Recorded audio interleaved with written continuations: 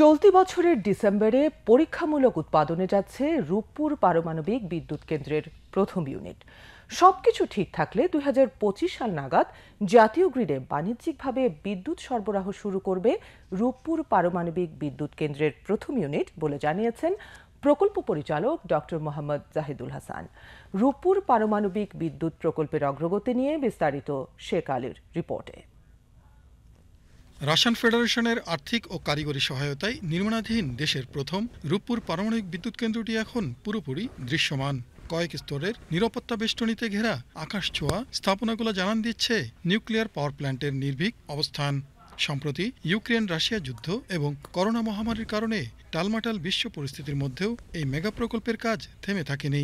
ইতোমধ্যে পারমাণবিক বিদ্যুৎ প্রকল্পের জ্বালানি ইউরেনিয়াম হস্তান্তর করেছে রাশিয়া।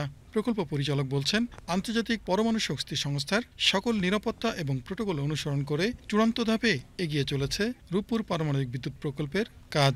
অদ্যাবধি যে সমস্ত ইন্সপেকশন হয়েছে এবং যতগুলি ভিজিট তারা ইন্টারন্যাশনাল অ্যাটমিক এনার্জি এজেন্সি করতে করেছেন, সবগুলি আমরা সাকসেসফুলি কমপ্লিট করেছি এবং তাদের রিকমেন্ডেশন এবং মতামত অত্যন্ত সন্তোষজনক এবং তাদের সমস্ত রিকমেন্ডেশন সমূহ আমরা ফুলফিল করে এগিয়ে যাচ্ছি এবং আমরা আশা করছি যে চূড়ান্তভাবে যখন আমরা ফুয়েল লোডিং করব তখন তাদের রিকমেন্ডেশন যেটা আছে সেই রিকমেন্ডেশন ফুলফিল করার মাধ্যমে সেটা করা হবে।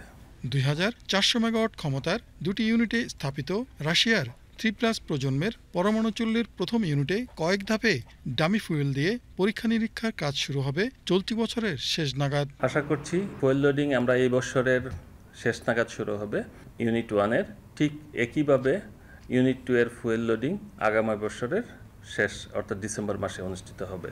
ইউনিট 1-এর অগ্রগতি 90%, এক্ষেত্রে সমস্ত ভৌত অবকাঠামো এবং অন্যান্য ইকুইপমেন্ট সমূহ ইনস্টল হয়ে গেছে, আর ইউনিট 2-এর অগ্রগতি মোর দেন 70%।